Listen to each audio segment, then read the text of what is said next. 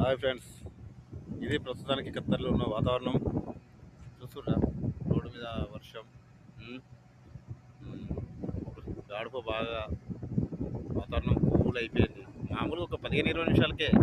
మనలాగా ఇండియాలో ఒక 2 రోజులు 4 రోజులు అందుకుందనుకో, బ్లాంకెట్లకి అప్పాల్సిందే. అంత భయంకరంగా ఉంటుంది.